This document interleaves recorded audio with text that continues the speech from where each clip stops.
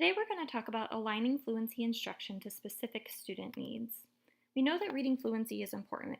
Kids who can read fluently do so much more efficiently than other students, and the actual act of reading becomes much less burdensome for them. Because of these facts, we know that they have greater comprehension.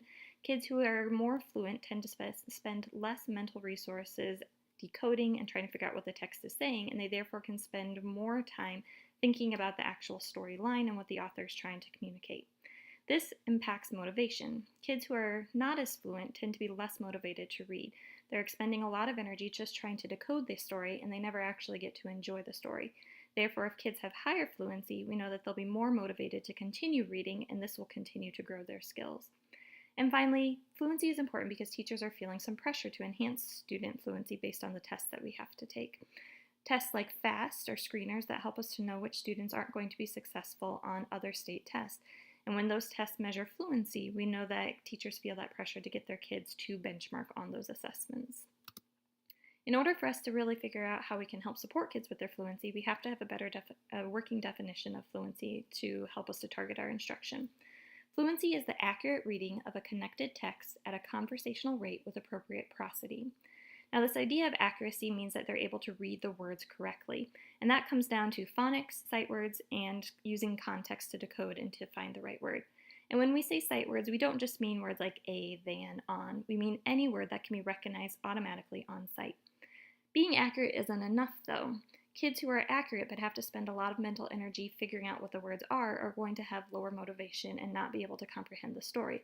Therefore, they must be accurate and automatic at decoding. This means they're reading efficiently, they have a conversational rate, and not a lot of that cognitive load is being taken by decoding. This reinforces that importance of recognizing those common orthographic sequences in order to have a large sight word bank. And finally, even if a kid was accurate and automatic with their decoding, they really wouldn't be fluent unless they have good prosody, which is a knowledge of the rhythm of our language, the intonation, the stress patterns, and general expression. This is also correlated with comprehension, and we know that our ultimate goal is to get kids to be good comprehenders. So my problem with practice is to really think about how is it that we effectively teach reading fluency. When you Google increasing kids' fluency, the number one thing that's going to come up is the strategy of repeated reading. This is the oldest, most frequently cited strategy. It was conceptualized by Dahl and Sammons. And Hattie has found that it has a fairly significant effect size. Anything over 0.4 is considered more than a year's typical growth, and this has an effect size of 0.67. The strategy itself has to do with using instructional level text that the student then reads aloud to the teacher, and they will continue to read that either a set number of times or until a specific performance criterion is met, such as having a specific score on a fluency rubric or until a specific rate is achieved. The teacher then gives feedback to the students based on their errors and on their rate, and then they graph those results. So you can see here I have some different types of graphs that are used, and you can see how the teacher is graphing it from their cold read, their initial read, all the way up through those final reads. And you can see that there's improvement on the text as they do that repeated read strategy. For a little bit more information about this strategy, I have this video. It also provides us with some explicit tips on the moves of this strategy, and it shows us a brief model of the instruction.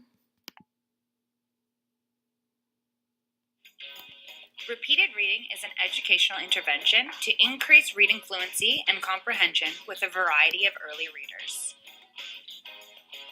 The practice of reading a particular passage over and over again until a certain number of rereadings has occurred, or a specific level of fluency has been reached. Repeated reading is an evidence-based strategy designed to increase reading fluency and comprehension.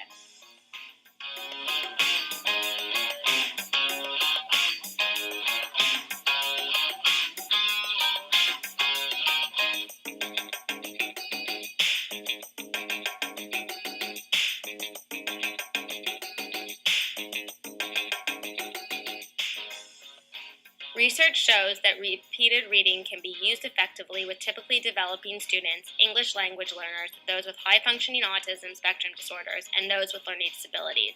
The research shows that all these types of students respond well to modeling, repetition of text, teacher-corrected feedback, and self-monitoring progress.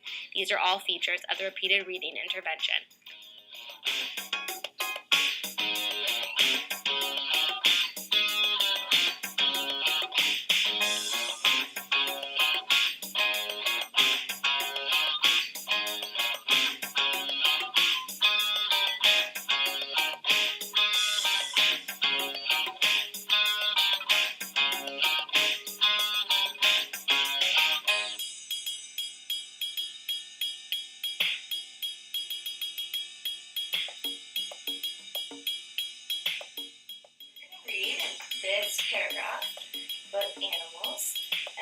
time for 1 minute and see how many words in 1 more minute. Okay. So you start reading when you're ready. I'm ready. The fox wasn't wise like the owl, thrifty like a squirrel, hardworking like a beaver, or determined like a robin. The robin. Well done. I couldn't tell if that was an M or R. Oh, it's a little confusing. Okay, so this time we just made a mistake right here. We forgot to include the word here. Oh. And up here we said kids instead of kids. Oh. So we had 2 mistakes, but let's see how many words you read. So if this is 134, you got 135 words. But you had 2 mistakes. So how many words did you get? 132. 133. Oh, Alright, so I want you to go find 133 and just color up there. So just that one line. Just color the whole thing. Excellent. Okay, we're going to try again, and we're going to try and beat our first attempt. So you got all the way to here. So we want to try to beat that, okay? But I don't want you to rush. Just let me know when you're ready, okay? ready. To say about her after she heard that she ate a rabbit for breakfast that evening. Perfect. Wow. That evening, let's see. You got all the way to here.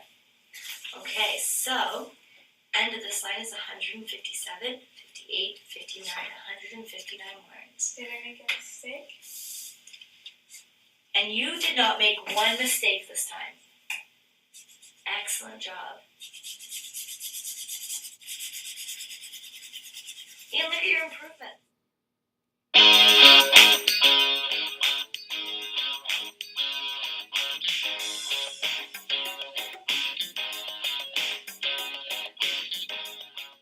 Though peer-directed assistance shows some positive results, teacher-led repeated reading leads to significantly greater gains.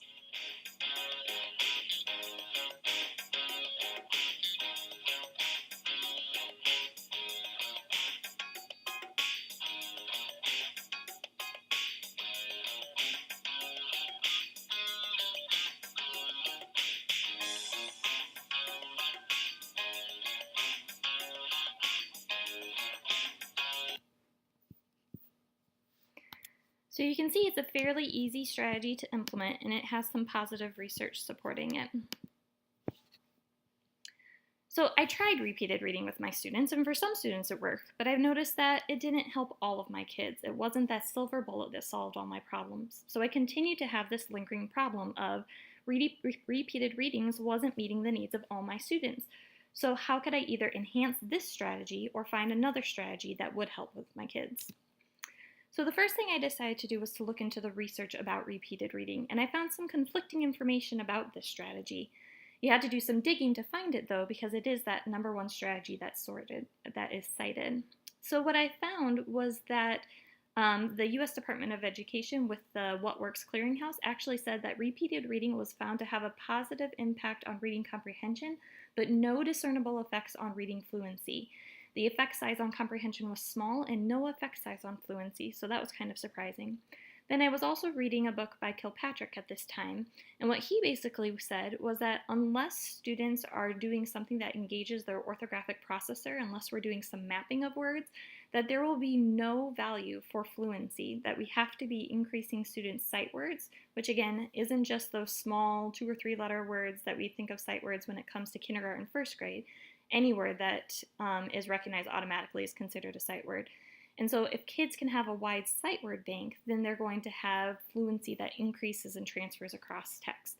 So this was kind of discouraging when I was thinking about that strategy of repeated reading, and it's the number one strategy that people are using, but this research is saying that it really isn't all that effective when it comes to increasing fluency. However, that's not the only thing research says. For every coin, there's 2 sides, and other research says that there have been many researchers who have convincingly found that repeated reading does improve reading speed. So I decided if there is research that says it's effective, even Hattie says it's effective with a positive effect size, that maybe I was just doing the strategy wrong. So I decided to dig even deeper into the repeated reading strategy to make sure I was doing it exactly as it was intended.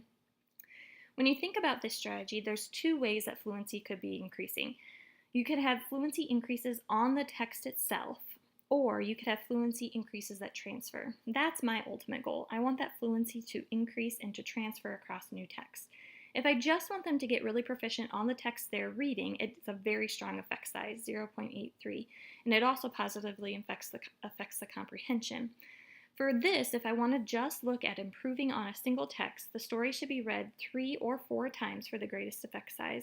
And their recommendation is that kids should be cued to focus on speed and comprehension, and again, that story should be read 3 to 4 times to an adult. However, it's not my goal usually just to get them really good on a single passage. I want that fluency to increase and transfer across passages.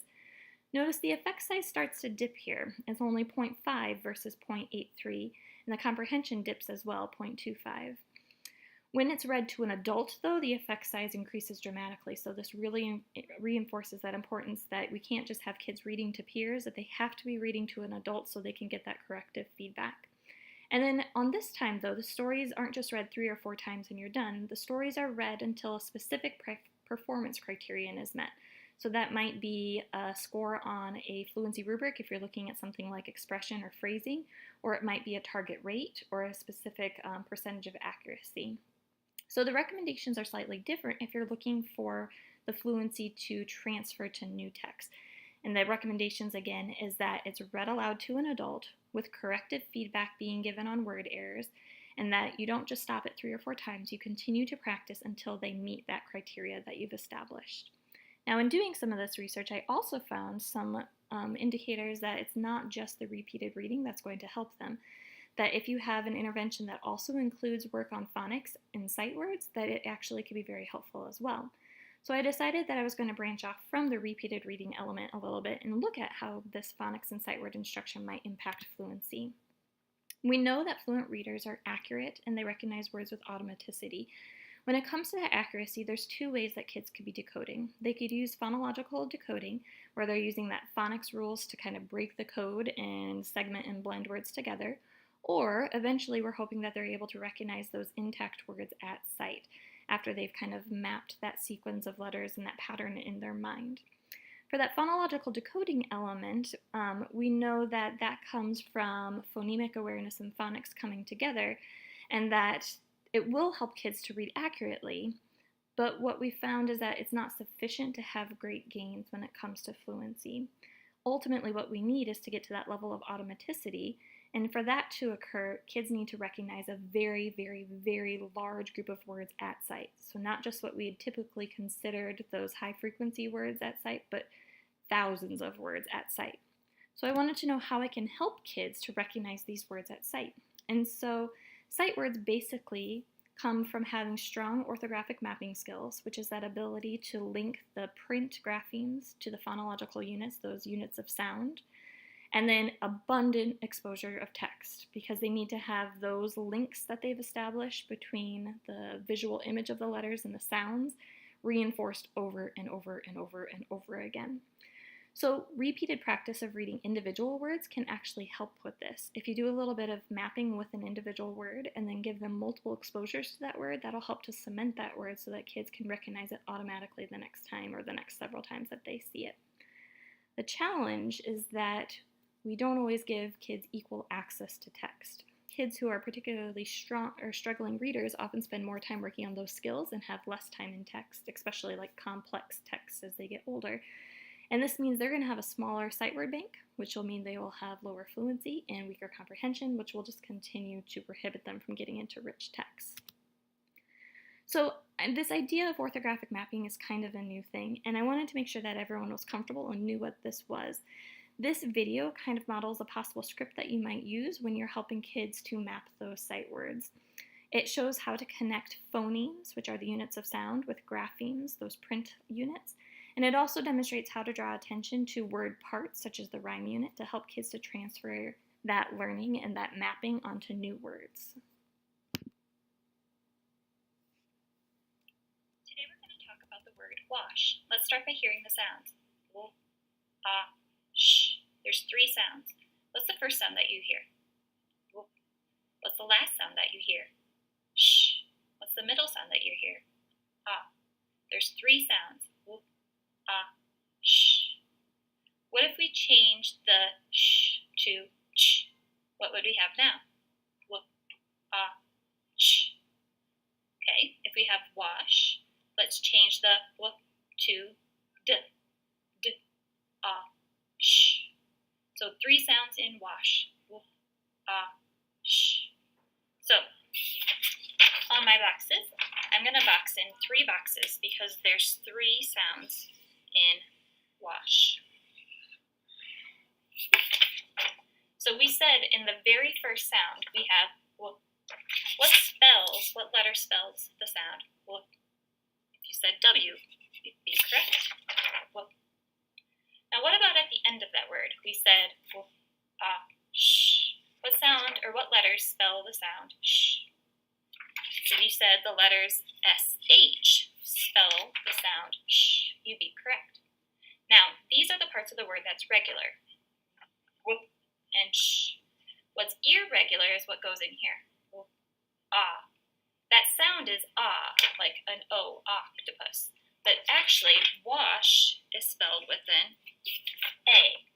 This is the part that you're going to have to learn by heart or that you're going to have to memorize. So on this word, what letter spelled the W? If you said the W, you're correct. On this word, what spelled the sh? If you said the SH, you're correct. In this word, what is it that spelled the ah sound? You're right, it's the A, and that's irregular. Usually A says ah, but in this case, the A says ah, like an octopus. So, what is the final sound again? Sh. And how do we spell that final sound? SH. Yep. What letter made the W sound? That's right, it's the W. What 2 letters makes the WA sound? The WA comes from WA. What letters spell the OSH sound? If I have the whole rhyme, OSH, that would be the ASH, OSH. Okay, so our word is wash. 3 sounds, sh. 2 of them are regular, whoop and sh. The thing that's irregular is that A, it says ah in this word. So you can see with orthographic mapping what you're really doing is trying to get kids to pay attention to those sound units and then map them onto letters. And then you ask them a series of questions so that they can start to put together the rhyme unit or put together different parts of that word and map sequence of letters. So like I mentioned before, in order for this mapping to then solidify to a large bank of sight words, they need to have multiple exposures in print to kind of reinforce those connections. The correlation between sight word efficiency and fluency is very strong, 0.74. So it's not just a matter of being able to decode, but it's being able to decode automatically. And the thing is, kids with reading disabilities often receive only a small fraction of the total amount of times that typical developing kids get in text because they already have their instructional focus split amongst all of their learning needs. And then they're in texts that are a lower level, and they're also working on skills a lot of time, and so they just don't get the amount of time in that connected text. This lack of practice in actual text reading severely limits the number of words that they recognize automatically. They just aren't encountering the number of words that the typical peer is. And kids need to automatically and accurately decode a word several times in order for it to transfer over to their permanent sight word vocabulary. So in order for kids to catch up, it would require an extensive period of time in which they were reading more text than what the typical peer would be reading. So we actually need to get them in stories more than what an average kid is, because the typical peer, their sight words are blooming all the time, their fluency is increasing all the time, and to accelerate the path of the kid who is struggling, we need to give them more than what is the typical kid. So this put a lot of different ideas floating around in my head, and I realized it's not just a matter of repeated reading. There's also this element of phonics, and there's this element of sight word instruction, and I realized my simple 3-part definition of accuracy, automaticity and prosody wasn't cutting it for me. I really needed to know what factors influence oral reading. And so what I found was that non-fluent reading may result from slow recognition of individual words, lack of sensitivity to the prosthetic cues, and failure to make connections between words, meaning, and ideas. And each one of those three big areas has specific implications when it comes to instruction. So if we take this first one, this idea of slow recognition of individual words, this really comes down to students' ability to decode, which is the connection between phonics and the phonological processing. And kids who struggle with decoding could struggle for two reasons. It could be that they have a naming speed problem where they have a difficulty of retrieving those sight words and they're just slower processors in that way. Or it could be that they don't have the phonemic awareness. They're not able to hear those sounds and map them onto print, and therefore they're going to have inaccurate decoding. So even just within this one area, kids who have difficulty or slow recognition with individual words, we could be looking at naming speed problems or phonemic awareness problems. And this diagram here just helps us to kind of see what are all the skills that are included within the phonics continuum that could need to be explicitly taught in order for kids to have accurate and automatic recognition of those individual words. Beyond just being able to quickly recognize words, we have to also have them able to be sensitive to the prosthetic cues. And remember, prosody is that idea of knowing the rhythm of our language and having expression. So kids need to have a grasp of the underlying syntactic structure of language in order for them to read automatically. They need to know how sentences are constructed. And disfluent readers fail to see how the rhythm of our language is captured within speech. They don't see how phrasing is encoded within our text. So to help them, what we have to do is we have to teach them how to take sentences and break them down into phrases so they can read them more naturally and so that they can have greater expression as they read those sentences. This is also going to greatly help their comprehension because often those phrases have meaning to them. They're units of meaning. They're communicating an idea. So if we can help kids to see how phrases are communicated through written text and not just through oral text with pauses, then they'll be able to read more fluently and better understand the story.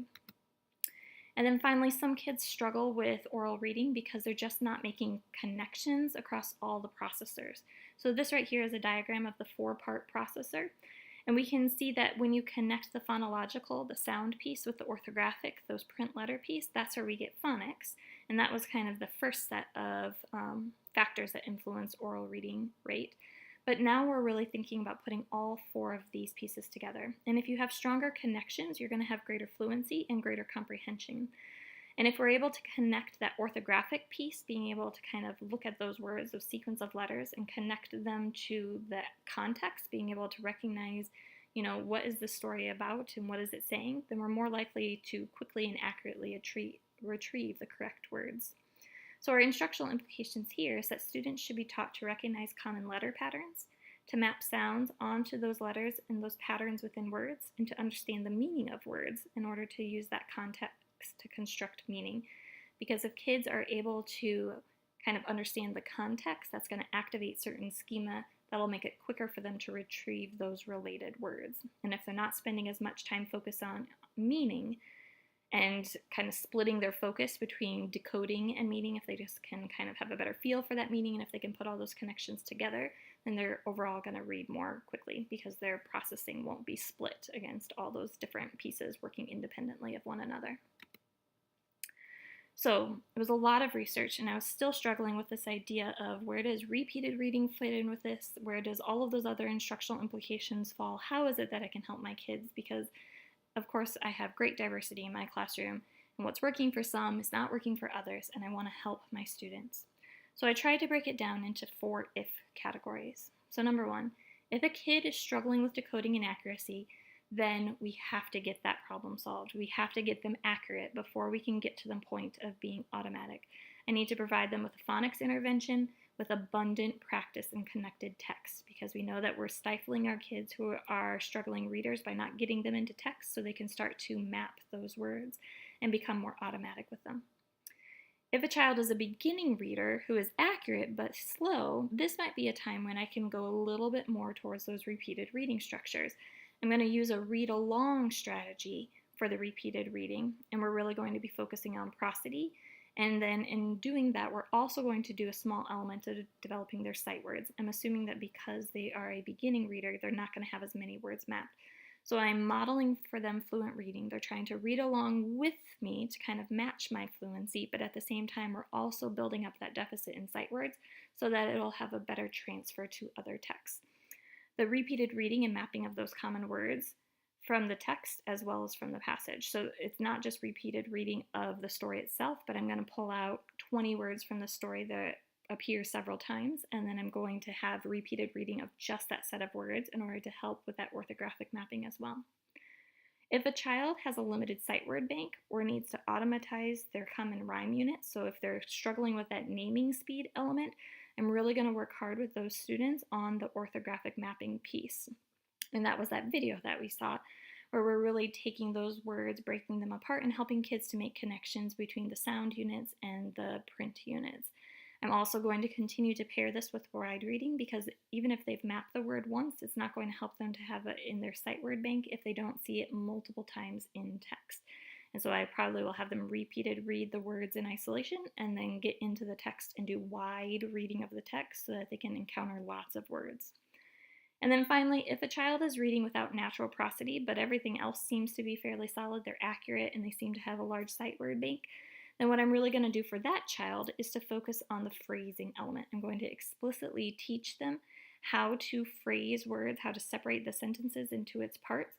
And then I'm also going to model for them intonation and expression as we're using the repeated reading strategy. And I'm going to make sure that the student is repeated reading to the teacher until a specific performance criterion is met. Now, with all of these, I really mentioned that it's important for us to having wide exposure to text. So I wanted to make sure I knew what was the best text for developing fluency. Typically, we want kids to be fairly accurate on these, either at the independent or instructional level, so about 90 to 95% accurate, because we want them focusing on the fluency aspect of it and reading words accurately so they can map them accurately, and not spending a lot of mental effort trying to just decode and break words down. In order to help them with their transfer, I want to make sure that my lower level books have content that's transferable, so I might read several stories that are all about a same topic, because that tends to transfer better for those younger kids. If I'm working with kids who are a little bit older and I have slightly higher level text, I'm going to look for a high proportion of the words being the same across my text so that they can map those words even if we change stories. This might be using works by a similar author, since they tend to have similar vocabulary, or books in a series. They would all have very similar word patterns going up throughout. And then finally, with almost all of my instruction, I want to make sure that kids have the opportunity to develop their sight words. So I want to consider pairing text reading with practice of repeatedly reading individual words so that they're getting those multiple exposures to the set of words that I want to add and transfer over to our sight word bank. And then giving kids at the same time wide reading exposure. So you kind of have to balance it out. You want to do a little bit of repeated reading or related reading so that kids can see the same words several times to get them to transfer over to their permanent storage in their sight word bank. But at the same time, if I only read a very limited set of works over and over and over and over again, then I'm not providing them the broad exposure to words that they need. So it's balancing a little repeated read with broad exposure, as much wide reading as I can. And again, just that huge reminder, students who are deficient with their fluency, who have reading difficulties, need to spend more time in text than the typical peer. They need to be in stories all the time to be mapping those words and transferring them over. So in summary, developing fluency is a really complex task that's influenced by many instructional needs. Those needs include a kid's decoding abilities, their sight word efficiency, their ability to look at prosody within print, and then their comprehension.